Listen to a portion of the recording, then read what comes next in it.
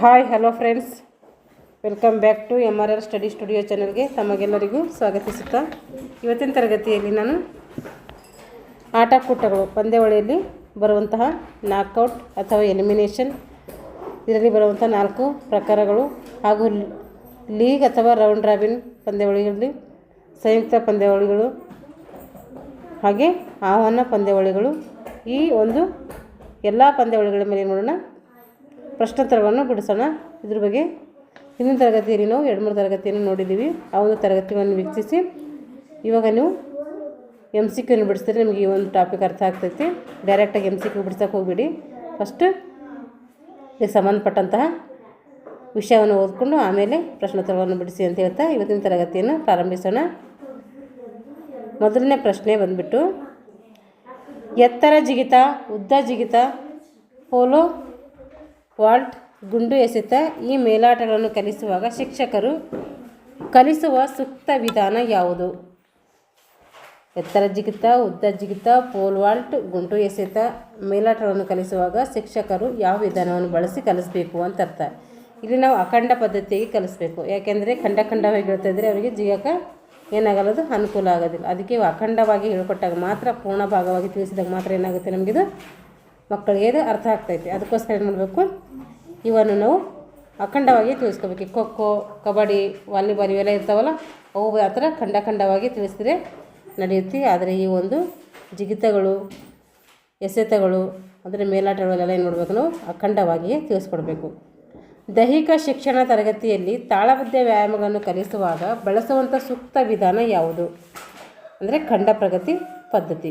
ದೈಹಿಕ ಶಿಕ್ಷಣ ತರಗತಿಯಲ್ಲಿ ನಾವು ತಾಳಬದ್ಧ ವ್ಯಾಯಾಮ ಕಲಿಸಬೇಕು ಅಂದರೆ ಏನು ಮಾಡಬೇಕು, ನಾವು ಅವಾಗ ಖಂಡ ಪದ್ಧತಿಯನ್ನು ಬಳಸಿ ಕಲಿಸ್ಬೇಕು. ಯಾಕಂದರೆ ಇಲ್ಲಿ ಬಿಡಿಯಾಗಿ ಕಲಿಸ್ಬೇಕಾಗ್ತೈತಿ. ಅದಕ್ಕೋಸ್ಕರ ಅದಕ್ಕೆ ಏನಂತೀವಿ ನಾವು ಖಂಡ ಪದ್ಧತಿ ಬಳಸಿ ಕಲಿಸ್ಬೇಕು ಅಂತ ಹೇಳ್ತೀವಿ.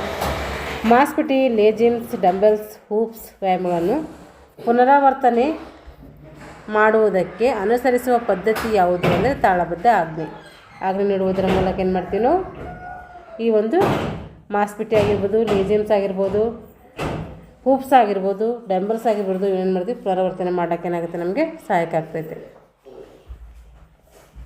ದೈಹಿಕ ಶಿಕ್ಷಣ ಪಾಠ ಯೋಜನೆಯಲ್ಲಿ ಹಾಜರಾತಿಯನ್ನು ಯಾವ ಭಾಗದಲ್ಲಿ ತೆಗೆದುಕೊಳ್ತೀವಿ ಅಂದರೆ ಪ್ರಾರಂಭ ಅಥವಾ ಮುಕ್ತಾಯ ಭಾಗದಲ್ಲಿ. ಪ್ರಾರಂಭ ಮತ್ತು ಮುಕ್ತಾಯದ 2 ಕಡೆಗೂ ನೋಡ್ತೀವಿ ಅಟೆಂಡೆನ್ಸನ್ನು ತೆಗೆದುಕೊಳ್ತೀವಿ. ಏಕೆಂದರೆ ಪ್ರಾರಂಭದಲ್ಲಿ ಎಷ್ಟು ಜನ ಪ್ರೆಸೆಂಟ್ ಇದ್ದಾರೆ ಅಂತ ತಿಳ್ಕೊಬೇಕಾದ್ರೆ ಅವಾಗ ನಾವು ಅಟೆಂಡೆನ್ಸ್ ತಗೋಬೇಕು. ಹಾಗೆ ಮುಕ್ತಾಯವಾಗ ಟೈಮಿಗೆ ಎಷ್ಟು ಮಕ್ಕಳು ಇದ್ದಾರೆ ಇವಾಗ ನಾವು ಕ್ಲಾಸ್ ಮುಗಿಸೋ ಗಂಟೆ ಅಂತ ಅವು ಅದ್ರ ಬಗ್ಗೆ ತಿಳ್ಕೊಬೇಕಾದ್ರೂ ಕೂಡ ನೋಡಬೇಕು, ಅಟೆಂಡೆನ್ಸನ್ನು ತಗೋಬೇಕು. ಅದಕ್ಕೆ ಪ್ರಾರಂಭ ಮತ್ತು ಮುಕ್ತಾಯದ ಸಮಯದಲ್ಲಿ ಏನು ಮಾಡ್ತೀವಿ, ನಾವು ಹಾಜರಾತಿಯನ್ನು ತೆಗೆದುಕೊಳ್ತೀವಿ. ವಿಶೇಷ ಪಾಠ ಯೋಜನೆಯಲ್ಲಿ ಪ್ರಧಾನ ಕೌಶಲ್ಯಗಳನ್ನು ಬೋಧಿಸುವಾಗ ಶಿಕ್ಷಕ ಅಳವಡಿಸಿಕೊಳ್ಳುವ ಸೂಕ್ತ ಪದ್ಧತಿ ಯಾವುದು? ಅಖಂಡ ಪದ್ಧತಿ. ವಿಶೇಷ ಪಾಠ ಯೋಜನೆಯಲ್ಲಿ ಪ್ರಧಾನ ಕೌಶಲ್ಯಗಳನ್ನು ಅದನ್ನು ಬೋಧಿಸಬೇಕಾದರೆ ಶಿಕ್ಷಕ ಯಾವ ವಿಧಾನವನ್ನು ಅಳವಡಿಸ್ಕೋಬೇಕು ಅಂತ ಕೇಳಿದರೆ ಅಲ್ಲಿ ಅಖಂಡ ಪದ್ಧತಿ. ದೈಹಿಕ ಶಿಕ್ಷಕರನ್ನು ಮಕ್ಕಳಿಗೆ ಕಷ್ಟವಾದ ಚಟುವಟಿಕೆಗಳನ್ನು ಕಲಿಸುವ ಸೂಕ್ತ ಪದ್ಧತಿ ಯಾವುದು? ದೈಹಿಕ ಶಿಕ್ಷಕರನ್ನು ಮಕ್ಕಳಿಗೆ ಕಷ್ಟವಾದ ಚಟುವಟಿಕೆಗಳನ್ನು ಕಲಿಸುವಾಗ ಯಾವ ವಿಧಾನವನ್ನು ಕಲಿಸಿ ಅವರಿಗೆ ಓದಿಸಬೇಕು ಅಂದರೆ ಖಂಡ ಪದ್ಧತಿ. ಅಂದರೆ ತುಂಡಾಗಿ ಏನು ಮಾಡಬೇಕು, ಅವರಿಗೆ ಕಲಿಸ್ಬೇಕು. ಯಾಕಂದರೆ ಅದು ಕಷ್ಟದ ವಿಷಯವಾಗಿರ್ತೈತೆ ಮಕ್ಕಳಿಗೆ. ವಿಶಿಷ್ಟ ಪಾಠ ಯೋಜನೆಯಲ್ಲಿ ಲೀಡ್ ಆಫ್ ಆ್ಯಕ್ಟಿವಿಟಿಯ ಭಾಗದ ಮುಖ್ಯ ಉದ್ದೇಶ ಏನಂದರೆ ಸ್ಪರ್ಧಾತ್ಮಕ ಸನ್ನಿವೇಶದಲ್ಲಿ ಕೌಶಲ್ಯದ ಉಗಮದ ಬಗ್ಗೆ ಪರಿಚಯ ಮಾಡಿಕೊಡುವುದಕ್ಕೆ ಏನಂತೀವಿ ನಾವು ವಿಶೇಷ ಪಾಠ ಯೋಜನೆಯಲ್ಲಿ ಲೀಡ್ ಆಫ್ ಆ್ಯಕ್ಟಿವಿಟಿಯ ಒಂದು ಮುಖ್ಯ ಭಾಗವಾಗಿರ್ತೈತೆ. ಹೊಸ ವ್ಯಾಯಾಮ ಬೋಧಿಸಲು ಶಿಕ್ಷಕರಿಗೆ ಈ ವಿಧಾನ ಸೂಕ್ತ ಯಾವುದಂದರೆ ಪ್ರದರ್ಶನ ವಿಧಾನ. ಕಂಡೀಷನಿಂಗ್ ವ್ಯಾಯಾಮವನ್ನು ಎಲ್ಲಿ ಬೋಧಿಸಬೇಕು ಅಂದರೆ ವಿಶೇಷ ಪಾಠದಲ್ಲಿ ಬೋಧಿಸಬೇಕು. ವಿದ್ಯಾರ್ಥಿಗಳು ಎದುರಿಸುವ ಸಮಸ್ಯೆಗಳನ್ನು ಗುರುತಿಸಿ ಅವುಗಳನ್ನು ಪರಿಹರಿಸುವುದಕ್ಕೆ ಸಹಕಾರಿಯಾಗುವಂಥ ವಿಧಾನ ಯಾವುದು ಅಂದರೆ ಅದು ಅವಲೋಕನ ವಿಧಾನ. ವಿದ್ಯಾರ್ಥಿಗಳು ಎದುರಿಸುವ ಸಮಸ್ಯೆಗಳನ್ನು ಗುರುತಿಸಿ ಅವುಗಳನ್ನು ಪರಿಹಾರ ಮಾಡ್ಕೋಬೇಕಾದ್ರೆ ನಮಗೆ ಯಾವ ವಿಧಾನ ಸಹಕಾರಿ ಆಗ್ತದೆ ಅಂದರೆ ಅವಲೋಕನ ವಿಧಾನ ಸಹಕಾರಿ ಆಗ್ತೈತೆ. ದೈಹಿಕ ಶಿಕ್ಷಣದಲ್ಲಿ ಅತಿ ವಿಶಿಷ್ಟವಾದಂಥ ವಿಧಾನ ಯಾವುದು ಅಂದರೆ ಅದು ಪ್ರದರ್ಶನ ವಿಧಾನ. ಇದರಿಂದ ಬೋಧಿಸೋದ್ರಿಂದ ಮಕ್ಕಳಿಗೆ ಏನಾಗ್ತೈತೆ ಈಸಿಯಾಗಿ ಅರ್ಥ ಆಗ್ತೈತೆ. ಯಾಕಂದರೆ ಅವರು ನೋಡಿ ಮತ್ತು ಕೇಳಿ ಏನು ಮಾಡ್ತಾರೆ, ಅದು ಕಲಿಯುವುದರಿಂದ ಅವ್ರಿಗೆ ಏನಾಗ್ತೈತೆ ಪ್ರದರ್ಶನ ವಿಧಾನ ಎಫೆಕ್ಟಿವ್ ಆಗ್ತದೆ ಅಂತ ಹೇಳ್ಬೋದು ನಾವು. ದೈಹಿಕ ಚಟುವಟಿಕೆಗಳನ್ನು ಕಲಿಸಲು ಇದು ಯೋಗ್ಯವಾದ ವಿಧಾನ ಅಲ್ಲ. ದೈಹಿಕ ಶಿಕ್ಷಣ ಕಲಿಸಬೇಕಾದ್ರೆ ಇದು ಯೋಗ್ಯವಾದ ವಿಧಾನ ಅಲ್ಲ. ಯಾವುದಂದರೆ ವಿವರಣೆ ನೀಡಿದ್ರಲ್ಲಿ ಏನೂ ಅರ್ಥ ಆಗೋದಿಲ್ಲ ಮಕ್ಕಳಿಗೆ. ಪ್ರದರ್ಶನ ಅಥವಾ ಚಟುವಟಿಕೆ ಮೂಲಕ ನೋಡಬೇಕು, ನಾವು ಮಾಡಿ ತೋರಿಸ್ಬೇಕು, ಡೆಮಾನ್ಸ್ಟ್ರೇಷನ್ ಮಾಡಬೇಕಿಲ್ಲಿ. ಪ್ರಮುಖ ಆಟಗಳು ದೈಹಿಕ ಚಟುವಟಿಕೆಗಳನ್ನು ಕಲಿಸಲು ಈ ಪದ್ಧತಿ ಅತಿ ಉತ್ತಮವಾಗಿದೆ. ಯಾವ ಪದ್ಧತಿ ಮೂಲಕ ನಾವು ದೈಹಿಕ ಚಟುವಟಿಕೆಯನ್ನು ಕಲಿಸಬೇಕು ಅಂದರೆ ಅಖಂಡ ಖಂಡ ಅಖಂಡ ಪದ್ಧತಿ. ಅಖಂಡ ಪದ್ಧತಿ ಮೂಲಕ ಏನು ಮಾಡಬೇಕು, ನಾವು ದೈಹಿಕ ಶಿಕ್ಷಣವನ್ನು ಬೋಧಿಸಬೇಕು. ದೈಹಿಕ ಚಟುವಟಿಕೆಗಳನ್ನು ಕಲಿಸಲು ಉತ್ತಮವಾದಂಥ ವಿಧಾನ ಯಾವುದು ಅಂದರೆ ಇದು ಪ್ರದರ್ಶನ ಪದ್ಧತಿ. ಮಕ್ಕಳು ನೋಡಿ ಕಲಿಯೋದ್ರಿಂದ ಏನಾಗುತ್ತೆ, ಬೇಗ ಕಲಿಕೆ ಆಗುತ್ತೆ. ಅದಕ್ಕೋಸ್ಕರ ಪ್ರದರ್ಶನ ಮಾಡಿ ತೋರಿಸ್ಬೇಕಿಲ್ಲಿ. ಒಂದು ವಿಷಯವನ್ನು ಕಲಾತ್ಮಕವಾಗಿ ತಿಳಿಸೋದಕ್ಕೆ ಏನಂತೀವಿ ಅಂದರೆ ವಿಷಯ ಮಂಡನೆ ಅಂತೇಳಿ ಕರಿತೀವಿ. ವಿದ್ಯಾರ್ಥಿಯು ಒಳ್ಳೆಯ ಆಟಗಾರರ ಕೌಶಲ್ಯಗಳನ್ನು ನೋಡಿ ಅಳವಡಿಸಿಕೊಂಡು ಕಲಿಯುವ ಪದ್ಧತಿ ಯಾವುದಂದರೆ ಅದು ವೀಕ್ಷಣ ಪದ್ಧತಿ. ವಿದ್ಯಾರ್ಥಿಯು ಒಳ್ಳೆಯ ಆಟಗಾರರ ಕೌಶಲ್ಯಗಳನ್ನು ನೋಡಿ ಅಳವಡಿಸಿಕೊಂಡು ಕಲಿಯುವಂಥ ಪದ್ಧತಿಗೆ ಏನಂತೀವಿ ನಾವು ವೀಕ್ಷಣ ಪದ್ಧತಿ ಅಂತೇಳಿ ಕರಿತೀವಿ. ಕಾವಿರಿಸುವ ಚಟುವಟಿಕೆಯಿಂದ ಆಗುವಂಥ ಉಪಯೋಗ ಏನು ಅಂದರೆ ಸ್ನಾಯು ಸೆಳೆತ ಮತ್ತು ಸ್ನಾಯು ಸಂಕುಚಿತತೆ ಆಗುವುದಿಲ್ಲ. ಇಲ್ಲಿ ಕಾವಿರಿಸುವ ಚಟುವಟಿಕೆಯಿಂದ ಆಗುವ ಉಪಯೋಗ ಏನಂದರೆ ಇಲ್ಲಿ ಸ್ನಾಯು ಸೆಳೆತ ಮತ್ತು ಸ್ನಾಯು ಸಂಕುಚಿತತೆ ಆಗುವುದಿಲ್ಲ. ವಿದ್ಯಾರ್ಥಿಗಳನ್ನು ಬಹಳ ಸಮಯದವರೆಗೆ ಈ ಸ್ಥಿತಿಯಲ್ಲಿ ನಿಲ್ಲಿಸಬಾರ್ದು. ಅಂದರೆ ಸೌಧಾನ್ ಅಥವಾ ಹುಷಾರು ಕೊಟ್ಟಿದ್ದ ಪೊಸಿಷನಲ್ಲಿ ನಿಲ್ಲಿಸಬಾರ್ದು. ಯಾಕಂದರೆ ಆ ಒಂದು ಸೌಧ ಸ್ಥಿತಿಯಲ್ಲಿ ಭಾಳಷ್ಟು ಟೈಮ್ನವರೆಗೆ ಮಕ್ಕಳಿಗೆ ಏನಾಗಲ್ಲ, ನಿಲ್ಲಿಸೋಕ್ಕೆ ಸಾಧ್ಯ ಆಗೋದಿಲ್ಲ, ಅವರಿಗೆ ನಿಲ್ಲಕ್ಕಾಗೋದಿಲ್ಲ ಅಂತ ಅರ್ಥ. ಕೌಶಲ್ಯಗಳನ್ನು ಕರಗತ ಮಾಡಿಕೊಳ್ಳಲು ಅತ್ಯಂತ ಪರಿಣಾಮಕಾರಿಯಾಗಿ ಬಳಸುವಂಥ ವಿಧಾನ ಯಾವುದಂದರೆ ಅಭ್ಯಾಸ ಮಾಡೋದರಿಂದ ಏನಾಗ್ತೈತೆ, ನಮ್ಮದು ಕಲಿಕೆ ಮತ್ತಷ್ಟು ಮನದಟ್ಟಾಗ್ತೈತೆ. ಅದಕ್ಕೆ ಅಭ್ಯಾಸವನ್ನು ಮಾಡಬೇಕು. ದೈಹಿಕ ಚಟುವಟಿಕೆಗಳನ್ನು ಕಲಿಸಲು ಸೂಕ್ತವಾದ ವಿಧಾನ ಯಾವುದು ಅಂದರೆ ಅದು ಸಾಯಂಕಾಲ ಮಾಡಬೇಕು. ಯಾವ ಟೈಮಲ್ಲಿ ನಾವು ಕಲಿಸ್ಬೇಕಂದ್ರೆ ಸಾಯಂಕಾಲ ಟೈಮಲ್ಲಿ ಕಲಿಸ್ಬೇಕಂತ. ಸೂಕ್ತವಾದ ವಿಧಾನ ಅಂತಂದರೆ ಇದು ಸ್ವಲ್ಪ ಇದಾಗೋದಿಲ್ಲ, ಇದು ಸೂಟ್ ಆಗೋದಿಲ್ಲ ಅನ್ಸೋದು. ಪ್ರದರ್ಶನ ವಿಧಾನನೇ ಇಲ್ಲಿ ಬರಬೇಕಂತ ಅನಿಸುತ್ತೆ. ದೈಹಿಕ ಚಟುವಟಿಕೆ ಕಲಿಸಲು ಸೂಕ್ತವಾದ ವಿಧಾನ ಪ್ರದರ್ಶನ ವಿಧಾನ ಹಾಕೊಳ್ಳಿ. ಬೆಳಗ್ಗೆ ಮತ್ತು ಸಾಯಂಕಾಲದಲ್ಲಿ ನಾನು ಮಾಡೋದು ದೈಹಿಕ ಚಟುವಟಿಕೆಯನ್ನು ಮಾಡ್ಬೋದು.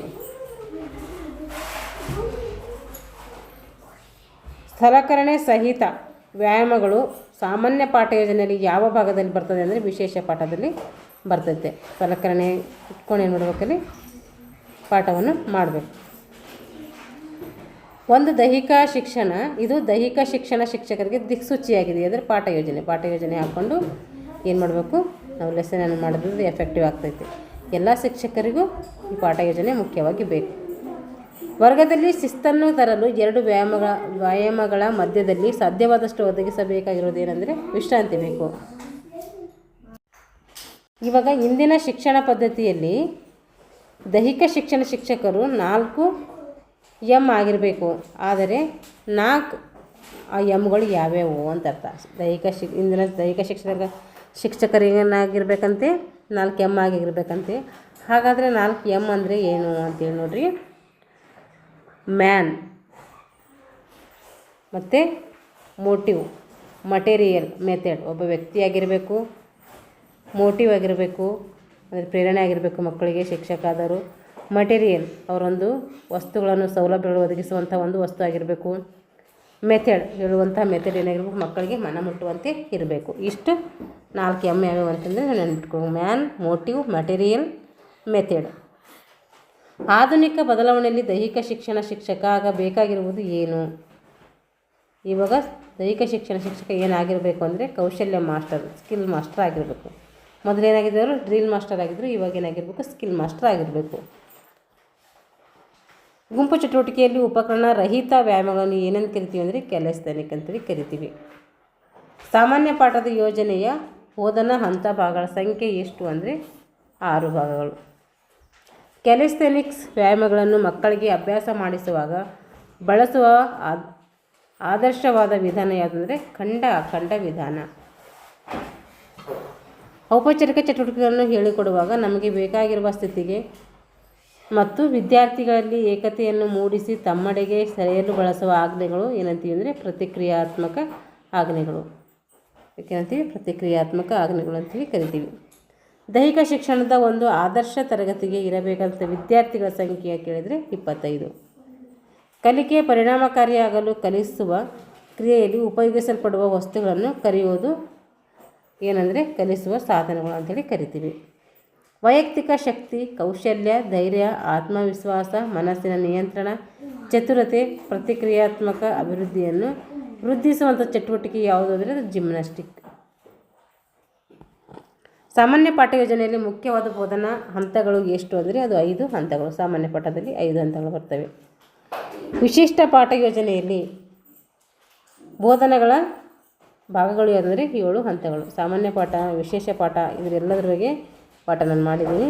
ಅಲ್ಲೆಲ್ಲದ್ರ ಬಗ್ಗೆ ಏನಿದೆ ನಾನು ಕ್ಲಾಸ್ಗಳಿದ್ದಾವೆ, ಒಂದು 5-6 ಕ್ಲಾಸ್ ಮಾಡಿದ್ದೀನಿ ಇದ್ರ ಮೇಲೆಲ್ಲ, ಅವೆಲ್ಲ ನೋಡ್ಕೊಳ್ರಿ. ಶರೀರ ಶಿಕ್ಷಣದ ವಿಧಾನಗಳಲ್ಲಿ ಇವೆಲ್ಲ ಬರ್ತೈತೆ. ಟ್ರ್ಯಾಕ್ ಹಾಕುವುದಕ್ಕೆ ಸೂಕ್ತವಾದ ವಿಧಾನ ಯಾವುದಂದರೆ ಯೋಜನೆ ಬೇಕಿಲ್ಲ. ಪ್ಲ್ಯಾನ್ ಇದ್ದರೆ ನಮಗೇನಾಗುತ್ತೆ, ಟ್ರ್ಯಾಕ್ ಹಾಕಲಿಕ್ಕೆ ಸುಲಭ ಆಗ್ತೈತೆ. ತರಗತಿಗೆ ಸೂಕ್ತವಾಗುವಂತೆ ವರ್ಗ ರಚನೆ, ಬೋಧನಾ ಸಲಕರಣೆ ಇವು ತಯಾರಿಸಲು ಯಾವ ಅಂಶಗಳು ಮುಖ್ಯ ಅಂದರೆ ವೈಯಕ್ತಿಕ ಅಂಶಗಳು ಮುಖ್ಯ. ಇಲ್ಲಿ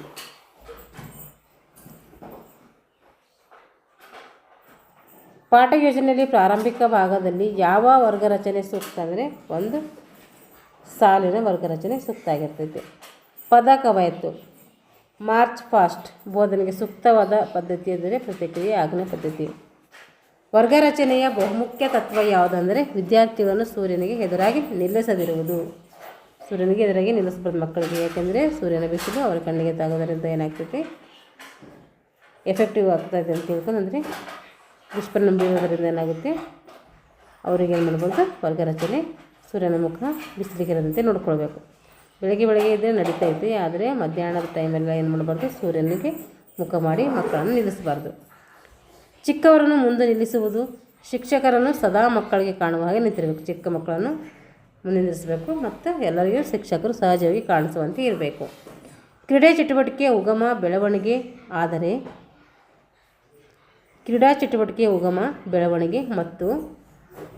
ಆದರೆ ಅಭಿವೃದ್ಧಿಯನ್ನು ತಿಳಿಸುವುದಕ್ಕೆ ಬಳಸುವ ಸೂಕ್ತ ವಿಧಾನ ಯಾವುದಂದರೆ ವಿವರಣಾ ಪದ್ಧತಿ. ಇಂಟ್ರಾಮ್ಯೂರಲ್ ಕಾಂಪಿಟೇಷನ್ ಎಂಬುದು ಏನು ಅಂದರೆ ಶಾಲಾಂತರ್ಗತ ಸ್ಪರ್ಧೆಗಳು. ಎಕ್ಸ್ಟ್ರಾಮ್ಯೂರಲ್ ಅಂದರೆ ಶಾಲಾಂತರ್ಗತ, ಇದು ಶಾಲಾ ಸ್ಪರ್ಧೆಗಳು ಅಂತೇಳಿ, ಅಂತರ್ಶಾಲಾ ಸ್ಪರ್ಧೆಗಳು ಅಂತೇಳಿ ಕರಿತೀವಿ ಅವಕ್ಕೆ. ಇಂಟ್ರಾಮ್ಯೂರಲ್ ಅಂದರೆ ಒಳಗೆ ನಡೆಯೋದಕ್ಕೆ ಇಂಟ್ರಾಮ್ಯೂರಲ್. ಎಕ್ಸ್ಟ್ರಾಮ್ಯೂರಲ್ ಅಂದರೆ ಅವು ಶಾಲೆಗಳ ಮಧ್ಯೆ ನಡೀತವೆ, ಅದಕ್ಕೆ ನಂತೀವಕ್ಕೆ ಎಕ್ಸ್ಟ್ರಾಮ್ಯೂರಲ್ ಅಂತ ಕರಿತೀವಿ. ನೋಡಿರಿ, ಇಂಟ್ರಾಮ್ಯೂರಲ್ ಕಾಂಪಿಟೇಷನ್ ಎಂಬುದು ಏನಂದರೆ ಶಾಲಾಂತರ್ಗತ ಸ್ಪರ್ಧೆಗಳು. ಶಾಲಾಂತರ್ಗತ ಪಂದ್ಯಾವಳಿ ಸಂಘಟನೆಯ ಕಾರ್ಯದರ್ಶಿ ಯಾರಾಗಿರ್ತಾರೆ ಅಂದರೆ ವಿದ್ಯಾರ್ಥಿ ನಾಯಕ ಆಗಿರ್ತಾರೆ. ರೂಢಿಗಾಗಿ ಸ್ಪರ್ಧೆ, ಸೀಮಿತ ಸ್ಪರ್ಧೆ, ಮುಖ್ಯ ಸ್ಪರ್ಧೆ. ಈ ಸ್ಪರ್ಧೆ 3 ಪ್ರಕಾರಗಳು ಯಾವುದಂದರೆ ಅಂತರ್ಶಾಲಾ ಸ್ಪರ್ಧೆಗಳು. ಎಕ್ಸ್ಟ್ರಾಮ್ಯೂರಲ್ ಎಂಬುದು ಅಂತರ್ಶಾಲಾ ಸ್ಪರ್ಧೆಗಳು. ಎಕ್ಸ್ಟ್ರಾಮ್ಯೂರಲ್ ಅಂದರೆ ಅಂತರ್ಶಾಲಾ ಸ್ಪರ್ಧೆಗಳು ಅಂದರೆ ಬೇರೆ ಬೇರೆ ಶಾಲೆಗಳ ಮಧ್ಯೆ ನಡೀತವೆ. ಶಾಲಾಂತರ್ಗತ ಪಂದ್ಯಾವಳಿ ನಡೆಸಲು ಸೂಕ್ತವಾದ ಸಮಯ ಅಂದರೆ ಬೆಳಗ್ಗೆ ಮತ್ತು ಸಂಜೆ. ಆಧುನಿಕ ಯುಗದಲ್ಲಿ ಕಲಿಕೆಯಲ್ಲಿ ಹೆಚ್ಚು ಪರಿಣಾಮಕಾರಿ ಇರುವಂಥ ಮುಖ್ಯ ಸಾಧನ ಯಾವುದಂದರೆ ದೃಕ್ಶ್ರವಣ ಉಪಕರಣಗಳು.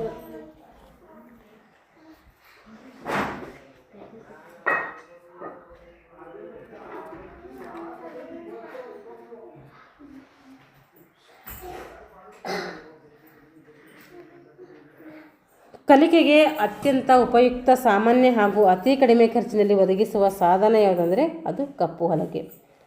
ಸೂಚನಾ ಫಲಕ ಎಂದು ಕರೆಯಲ್ಪಡುವ ಕಲಿಕಾ ಸಾಧನ ಯಾವುದಂದರೆ ಬುಲೆಟಿನ್ ಬೋರ್ಡ್ ಅಂತೇಳಿ ಕರಿತೀವಿ. ರೇಖಾಚಿತ್ರಗಳ ಮೂಲಕ ವಿಷಯವನ್ನು ತಿಳಿಸಪಡಿಸುವುದಕ್ಕೆ ಕಲಿಕಾ ಸಾಧನ ಯಾವುದಂದರೆ ಆಲೇಖಗಳು ಅಥವಾ ಗ್ರಾಫ್ಸ್ ಅಂತೇಳಿ ಕರಿತೀವಿ. ಕಲಿಕಾ ಸಾಧನಗಳಲ್ಲಿ ಸ್ಲೈಡ್ಗಳಲ್ಲಿ ಕಲಿಸಲು ಚಿಕ್ಕದಾದ ಸ್ಲೈಡ್ಗಳನ್ನು ಇದರ ಮೂಲಕ ಹಾಕಿ ತೋರಿಸ್ತಿರ್ತೀವಿ, ಅಂದರೆ ಮೈಕ್ರೋಸ್ಕೋಪ್ ಮೂಲಕ ಹಾಕಿ ತೋರಿಸ್ತೀವಿ. ಸುಚಿತ್ರ ಪ್ರದರ್ಶನ ಮಾಡುವ ಸಾಧನಗಳು ಯಾವುವಂದರೆ ಫಿಲ್ಮ್ ಸ್ಟ್ರಿಪ್ಸ್ ಮತ್ತು ಮೋಷನ್ ಪಿಕ್ಚರ್ಸ್. ನಾಕೌಟ್ ಪಂದ್ಯಾವಳಿಗಳನ್ನು ಈ ರೀತಿಯಿಂದ ಕರಿತೀವಿ ಅಂದರೆ ಎಲಿಮಿನೇಷನ್. ನಾಕೌಟ್ ಪಂದ್ಯಾವಳಿಗಳು ಈ ರೀತಿ ಕರೆಯೋದ್ರಿಂದ ಎಲಿಮಿನೇಷನ್ ಮೂಲಕ ಕರಿತೀವಿ. ನಾಕೌಟನ್ನು ಎಲಿಮಿನೇಷನ್ ಅಂತ ಕರಿತೀವಿ. ರೌಂಡ್ ರಾಬಿನನ್ನು ಲೀಗ್ ಅಂತ ಕರಿತೀವಿ. ರೌಂಡ್ ರಾಬಿನ್ ಏನಂತ ಕರಿತೀವಿ ಅಂದರೆ ಲೀಗ್ ಅಂತ ಕರಿತೀವಿ. ಕಾಂಬಿನೇಷನ್ ಪಂದ್ಯಾವಳಿಗಳು ಏನಂತ ಕರಿತೀವಿ, ಸಂಯುಕ್ತ ಪ್ರಕಾರದ ಪಂದ್ಯಾವಳಿಗಳು ಅಂತ ಕೂಡ ಕರಿತೀವಿ. ಕಾಂಬಿನೇಷನ್ ಅಂದರೆ ಸಂಯುಕ್ತ ಅಂತ ಅರ್ಥ. ನಿಚ್ಚಣಿಕೆ ವಿಧಾನದ ಪಂದ್ಯಾವಳಿ ಬರುವುದು ಎದರಲ್ಲಿ ಅಂದರೆ ಚಾಲೆಂಜಿಂಗ್ ಅಥವಾ ಆಹ್ವಾನ ಪ್ರಕಾರದ ಪಂದ್ಯಾವಳಿಯಲ್ಲಿ. ಸಿಂಗಲ್ ನಾಕೌಟ್ ಪಂದ್ಯಾವಳಿಯಲ್ಲಿ ಒಟ್ಟು ಪಂದ್ಯಗಳ ಸಂಖ್ಯೆಯನ್ನು ಕಂಡುಹಿಡಿಯಬೇಕಾದರೆ ಬಳಸುವಂತಹ ಸೂತ್ರ ಯಾವುದಂದರೆ n-1. ಸಮ ಸಂಖ್ಯೆಯಲ್ಲಿ ಭಾಗವಹಿಸುವ ತಂಡಗಳಿಗೆ ನಾಕೌಟ್ ಮಾದರಿ ತಳಕು ಹಾಕುವಾಗ ಮೇಲಾರ್ಧ ಮತ್ತು ಕೆಳಾರ್ಧ ಭಾಗಕ್ಕೆ ತಂಡಗಳನ್ನು ವಿಂಗಡಿಸಲು ಬಳಸುವಂಥ ಸೂತ್ರ ಯಾವುದಂದರೆ n/2. ಬೆಸ ಸಂಖ್ಯೆಯಲ್ಲಿ ಭಾಗವಹಿಸಿದ ತಂಡಗಳಿಗೆ ನಾಕೌಟ್ ಮಾದರಿಯಲ್ಲಿ ತಳಕು ಹಾಕುವಾಗ ಮೇಲಾರ್ಧ ಮತ್ತು ಕೆಳಾರ್ಧಗಳಾಗಿ ವಿಂಗಡಿಸಲು ಕ್ರಮವಾಗಿ ಬಳಸುವಂಥ ಸೂತ್ರ ಯಾವುದಂದರೆ n+1/2 n-1/2. ಬೆಸ ಸಂಖ್ಯೆ ಮತ್ತು ಬೆಸ ಸಂಖ್ಯೆ ಇದ್ದಾಗೇನು ಮೇಲಾರ್ಧ ಮತ್ತು ಕೆಳಾರ್ಧ ವಿಂಗಡಿಸ್ಬಿಡೋಕ್ಕಾದ್ರೆ ಏನು ಮಾಡಬೇಕು n+1 n+1/2 ಹಾಗೂ n-1/2. ಏನೋ ಯೋಚನೆ ಮಾಡ್ತಿದ್ದೀರಿ, ಈ ಥರ ಆಗ್ತೈತೆ. 17 ತಂಡಗಳು ಭಾಗವಹಿಸುವ ನಾಕೌಟ್ ಪಂದ್ಯಾವಳಿಗಳಿಗೆ ತಳಕು ಹಾಕಲು ಮೇಲಾರ್ಧ ಮತ್ತು ಕೆಳಾರ್ಧ ಭಾಗದಲ್ಲಿ ಕ್ರಮವಾಗಿ ಬರುವ ತಂಡಗಳ ಸಂಖ್ಯೆ ಎಷ್ಟು ಅಂದರೆ 9 ಮತ್ತು 8. ಇದು ಎಲ್ಲ ಮಾಡಿ ತೋರಿಸಿದ್ದೀನಿ, ಒಂದ್ಸರಿ ಕ್ಲಾಸ್ ವೀಕ್ಷಿಸಿ ಹಿಂದಿನ ಎಲ್ಲ. ಪ್ರಥಮ ಸುತ್ತಿನಲ್ಲಿ ಪಂದ್ಯಗಳನ್ನು ಆಡಿಸದೆ ಮುಂದಿನ ಸುತ್ತಿಗೆ ಅರ್ಹತೆ ಪಡೆಯೋದಕ್ಕೆ ಏನಂತೀವಿ ಬೈ ಅಂತೇಳಿ ಕರಿತೀವಿ. 2, 4, 8, 16, 28, 32 ಇದರಲ್ಲಿ ಯಾವುದೂ 2ರ ಘಾತ ಸಂಖ್ಯೆ ಅಲ್ಲ. 28 ಏನಿದೆ ಇಲ್ಲಿ 8 ಇದೆ, 8 28 ಏನಿಲ್ಲ 2ರ ಘಾತ ಸಂಖ್ಯೆ ಅಲ್ಲ. ನಾಕೌಟ್ ಪಂದ್ಯಗಳಲ್ಲಿ ಭಾಗವಹಿಸುವ ತಂಡಗಳಿಗೆ ಸಮ ಸಂಖ್ಯೆಯಲ್ಲಿದ್ದರೆ ಬೈ ಹಾಕಲು ಉಪಯೋಗಿಸುವಂಥ ಸೂತ್ರ ಅಂದರೆ n/2. ನಾಕೌಟ್ ಪಂದ್ಯಗಳಲ್ಲಿ ಭಾಗವಹಿಸಿದ ತಂಡಗಳ ಬೆಸ ಸಂಖ್ಯೆಯಲ್ಲಿದ್ದರೆ ಬೈಗಳು ಮೇಲಾರ್ಧ ಮತ್ತು ಕೆಳಾರ್ಧವಾಗಿ ಹಂಚಲು ಬಳಸುವಂಥ ಸೂತ್ರ ಯಾವುದು ಅಂತ ಕೇಳಿದ್ರೆ ಅದು nb-1/2 ಮತ್ತು nb+1/2. 27 ತಂಡಗಳು ಭಾಗವಹಿಸಿರುವ ನಾಕೌಟ್ ಪಂದ್ಯಾವಳಿಯಲ್ಲಿ ಮೇಲಾರ್ಧ ಮತ್ತು ಕೆಳಾರ್ಧ ಭಾಗಕ್ಕೆ ಹಾಕಬೇಕಾದ ಬೈಗಳ ಸಂಖ್ಯೆ ಕ್ರಮವಾಗಿ ಅಂದರೆ 2 ಬೈಗಳು, 3 ಬೈಗಳು, ಒಟ್ಟು ಎಷ್ಟು ಬೈಗಳಾಗ್ತವೆ 5 ಬೈಗಳಾಗ್ತವೆ. ನಾಕೌಟ್ ಪಂದ್ಯಾವಳಿಯಲ್ಲಿ ಮೊದಲನೇ ಬೈಯನ್ನು ನೀಡಬೇಕಾಗಿರುವುದು ಎದಕ್ಕೆಂದರೆ ಕೆಳಭಾಗದ ಅಂತ್ಯದ ಕೆಳ ತಂಡಕ್ಕೆ ಏನು ಮಾಡ್ತೀವಿ ನಾವು ಬೈಯನ್ನು ಹಾಕ್ತೀವಿ. ಸೀಡಿಂಗ್ ಎಂಬ ಪದವು ಇಲ್ಲಿ ಬಳಸ್ತೀವಿ ಅಂದರೆ ತಳಕು. 19 ಸಂಖ್ಯೆಯ ತಂಡಗಳು ಪಂದ್ಯಾಟ ಪ್ರವೇಶಿಸಿದಾಗ ನಾಕೌಟ್ನಲ್ಲಿ ನೀಡಬೇಕಾದ ಬೈಗಳ ಸಂಖ್ಯೆ ಕೇಳಿದರೆ 13. ಇದು ಎಣಿಕೆ ಆಕಾರದ ಪಂದ್ಯಾಟಕ್ಕೆ ಸಂಬಂಧಿಸಿದೆ, ಅಂದರೆ ನಿಚ್ಚಣಿಕೆ ಅಥವಾ ಚಾಲೆಂಜಿಂಗ್ ಅಂತ ಕರಿತೀವಿ. ಒಂದು ಸಂಖ್ಯೆಯನ್ನು ಸ್ಥಿರವಾಗಿರಿಸಿ ಬೇರೆ ಸಂಖ್ಯೆಯನ್ನು ಗಡಿಯಾರದ ಮುಳ್ಳಿನಂತೆ ತಿರುಗಿಸುವ ಪಂದ್ಯಾಟದ ವಿಧಾನ ಯಾವುದಂದರೆ ಸೈಕ್ಲಿಂಗ್. ಸಿಂಗಲ್ ಲೀಗ್ ಪಂದ್ಯಾವಳಿಯಲ್ಲಿ ಒಟ್ಟು 45 ಪಂದ್ಯಗಳು ನಡೆದರೆ ಭಾಗವಹಿಸಿದ ತಂಡಗಳ ಸಂಖ್ಯೆ ಎಷ್ಟು ಅಂದರೆ ಅಲ್ಲಿ 10. ಇವೆಲ್ಲ ಸೂತ್ರದ ಪ್ರಕಾರ ಬಿಡಿಸಿ ನೋಡಬೇಕು, ಅವಾಗ ನಿಮ್ಗೆ ಗೊತ್ತಾಗ್ತೈತೆ. ನೀವು ಒಂದ್ಸರಿ ಎಲ್ಲ ಕ್ಲಾಸ್ ವೀಕ್ಷಿಸಿ, ಅವಾಗ ನಿಮಗೆಲ್ಲ ಸ್ವಲ್ಪ ಈಸಿ ಆಗ್ತೈತೆ ಅಂತ ಹೇಳ್ತೀನಿ. ಸಿಂಗಲ್ ಲೀಗ್ ಪಂದ್ಯಾವಳಿಯಲ್ಲಿ ಒಟ್ಟು ಪಂದ್ಯಗಳನ್ನು ನಿರ್ಧರಿಸಲು ಈ ಸೂತ್ರ ಬಳಸಬೇಕು ಅಂದರೆ n(n-1)(2). ಡಬಲ್ ಲೀಗ್ ಪಂದ್ಯಾವಳಿಯಲ್ಲಿ ಒಟ್ಟು ಪಂದ್ಯಗಳನ್ನು ನಿರ್ಧರಿಸಲು ಬಳಸುವಂಥ ಸೂತ್ರ ಕೇಳಿದರೆ 2n-1 ಮತ್ತು 2n-2. ಅತಿ ಬಲಿಷ್ಠ ತಂಡಗಳನ್ನು ಪಂದ್ಯಾವಳಿಯಲ್ಲಿ ನೇರವಾಗಿ ಕ್ವಾರ್ಟರ್ ಫೈನಲ್ ಅಥವಾ ಸೆಮಿಫೈನಲ್ ಪಂದ್ಯಗಳಿಗೆ ಅರ್ಹತೆ ನೀಡುವುದಕ್ಕೆ ಏನಂತೀವಿ ವಿಶೇಷ ಸೀಡಿಂಗ್ ಅಂತೇಳಿ ಕರಿತೀವಿ. 18 ತಂಡಗಳು ಭಾಗವಹಿಸಿದ್ದು 4 ತಂಡಗಳಿಗೆ ವಿಶೇಷ ಸೀಡಿಂಗ್ ನೀಡಿದರೆ ನಾಕೌಟ್ ತಳಕಿನಲ್ಲಿ ನೀಡಬೇಕಾದ ಒಟ್ಟು ಬೈಗಳ ಸಂಖ್ಯೆ ಎಷ್ಟಂದರೆ 2 ಬೈಗಳು. ಲೀಗ್ ಪಂದ್ಯಾವಳಿಯಲ್ಲಿ ಗೆದ್ದ ತಂಡಕ್ಕೆ, ಡ್ರಾ ಆದ ತಂಡಕ್ಕೆ ಹಾಗೂ ಸೋತ ತಂಡಕ್ಕೆ ಕ್ರಮವಾಗಿ ನೀಡುವ ಅಂಕ 2, 1, 0. ವೈಯಕ್ತಿಕ ಮತ್ತು ಇಬ್ಬರು ಸ್ಪರ್ಧಾಳುಗಳು ಭಾಗವಹಿಸುವ ಕ್ರೀಡೆಗಳಿಗೆ ಸೂಕ್ತವಾದ ಪಂದ್ಯಾಟ ಯಾವುದು ಅಂದರೆ ಅಲ್ಲಿ ಚಾಲೆಂಜಿಂಗ್ ಪಂದ್ಯಾಟದ ಮೂಲಕ ನಾವು ಆಡಿಸಬೇಕು. ಲೀಗ್ ಪಂದ್ಯಾವಳಿಯಲ್ಲಿ ಕೊನೆಯಲ್ಲಿ ಟೈ ಆದಾಗ ಅಂತಹ ಸನ್ನಿವೇಶದಲ್ಲಿ ಯಾವ ನಿಯಮದಿಂದ ವಿಜೇತ ತಂಡವನ್ನು ನಿರ್ಧರಿಸಬೇಕೆಂದರೆ ಟೈ ಬ್ರೇಕಿಂಗಿಂದ ವಿಜೇತ ತಂಡವನ್ನು ನಿರ್ಧರಿಸಬೇಕು. ಪ್ರತಿ ತಂಡವು ಬೇರೊಂದು ತಂಡಗಳ ವಿರುದ್ಧ 2 ಬಾರಿ ಪಂದ್ಯಾಟ ಆಡುವುದಕ್ಕೆ ನಾವು ಡಬಲ್ ಲೀಗ್ ಅಂತೇಳಿ ಕರಿತೀವಿ. 25 ತಂಡಗಳು ಭಾಗವಹಿಸಿರುವ ಪಂದ್ಯಾವಳಿಯಲ್ಲಿ ನೀಡುವಂಥ ಬೈಗಳು 4ಕ್ಕೆ ಸಮವಾಗಿ ಅಂದರೆ ಕ್ರಮವಾಗಿ ನೀಡಬೇಕಾದ ಕ್ರಮ ಯಾವುದಂದರೆ 1, 2, 2, 2 ಬೈಗಳು.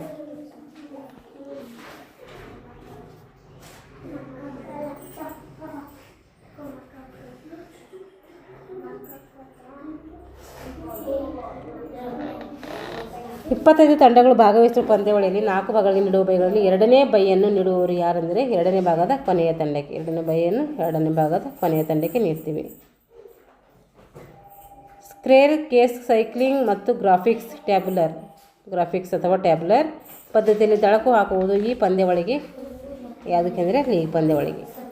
ಕಿಂಗ್ಸ್ ಅಥವಾ ಕ್ರೌನ್, ಜೇಡಹುಳು, ಫಿಟ್ನೆಟ್, ಫೆನೆಟ್, ಟೋನ್ಸ್ಟೋನ್ ಪದ್ಧತಿಯ ತಳಕು ಹಾಕುವುದು. ಚಾಲೆಂಜ್ ಪಂದ್ಯಾವಳಿಯ ಇದರ ಭಾಗವಾಗಿದೆ ಗೋಪುರ ಪದ್ಧತಿ. 12 ತಂಡಗಳು ಭಾಗವಹಿಸಿರುವ ನಾಕೌಟ್ ಪಂದ್ಯಾವಳಿಯಲ್ಲಿ ಮೇಲಾರ್ಧ ಮತ್ತು ಕೆಳಾರ್ಧದಲ್ಲಿ ವಿಂಗಡಿಸಿ ಬೈಗಳನ್ನು ನೀಡಬೇಕಾದಲ್ಲಿ 2ನೇ ಬೈಯನ್ನು ನೀಡಬೇಕಾಗಿರುವುದು ಮೇಲ್ಭಾಗದ ಕೊನೆಯ ತಂಡಕ್ಕೆ. ನಿಚ್ಚಣಿಕೆ ಮಾದರಿಯ ಪಂದ್ಯಾವಳಿಯಲ್ಲಿ ಪಂದ್ಯಾವಳಿ ಮುಗಿದ ನಂತರ ಯಾರನ್ನು ವಿಜೇತರೆಂದು ನಿರ್ಧರಿಸ್ತಾರೆ ಅಂದರೆ 1ನೇ ಸ್ಥಾನದಲ್ಲಿದ್ದರನ್ನು ಏನು ಮಾಡ್ತೀವಿ ವಿಜೇತರಂತೇಳಿ ಪರಿಣಮಿಸ್ತೀವಿ. ಪ್ರಥಮ, ದ್ವಿತೀಯ ಹಾಗೂ ತೃತೀಯ ಸ್ಥಾನಗಳನ್ನು ಸರಿಯಾಗಿ ನಿರ್ಧರಿಸಲು ಸೂಕ್ತವಾದ ಪಂದ್ಯಾವಳಿಯಾದರೆ ಬಗ್ನಲ್ ವೈಲ್ಡ್ ಎಲಿಮಿನೇಷನ್ ಪದ್ಧತಿ. ಒಂದು ತಂಡ ಸ್ಥಿರವಾಗಿರಿಸಿ ಉಳಿದ ತಂಡಗಳನ್ನು ಸ್ಥಾನ ಪಲ್ಲಟಗೊಳಿಸುವಲ್ಲಿ ತಳಕಿನಲ್ಲಿ ಪದ್ಧತಿ ಅಂದರೆ ಅದು ಸೈಕ್ಲಿಂಗ್ ಪದ್ಧತಿ.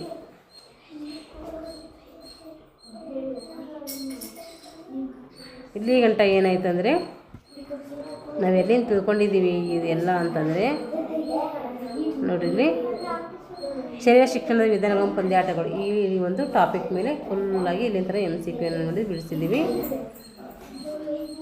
ಅದಕ್ಕೋಸ್ಕರ ಇದ್ರ ಮೇಲಿನ ತರಗತಿಗಳನ್ನು ಮಾಡಿದ್ದೀನಿ. ತರಗತಿಗಳನ್ನೆಲ್ಲ ವೀಕ್ಷಿಸಿ ಆಮೇಲೆ ಈ ಪ್ರಶ್ನೆಗಳನ್ನು ನೋಡ್ಕೊಳ್ಳಿ, ಅರ್ಥ ಆಗ್ತೈತಿ. ಇಲ್ಲಾಂದರೆ ಡೈರೆಕ್ಟ್ ಪ್ರಶ್ನೆಗಳು ಕೇಳುತ್ತಾ ಹೋದರೆ ಏನು ಏನಾಗಲ್ಲ, ಟಾಪಿಕಲ್ಲಿ ಅರ್ಥ ಆಗೋದಿಲ್ಲ. ಅದಕ್ಕೆ ವಿವರವಾಗಿ ಒಂದು 4-5 ಟಾಪಿಕ್ಗಳನ್ನು ಮಾಡಿದ್ದೀನಿ. ಅದ್ರ ಮೇಲೆ ಕ್ಲಾಸ್ಗಳನ್ನು ಆ ಎಲ್ಲ ಕ್ಲಾಸ್ಗಳನ್ನು ವೀಕ್ಷಿಸಿ ಆಮೇಲೆ ಏನು ಮಾಡಿ ಅಂತಂದರೆ ಈ ಒಂದು ತರಗತಿಯನ್ನು ನೋಡಿದರೆ ನಮಗೆ ಅರ್ಥ ಆಗುತ್ತೆ ಅಂತ ಹೇಳ್ತಾ ಇಲ್ಲಿಗೆ ಈ ತರಗತಿಯನ್ನು ಮುಗಿಸ್ತಾ ಇದ್ದೀನಿ. Thanks for watching all.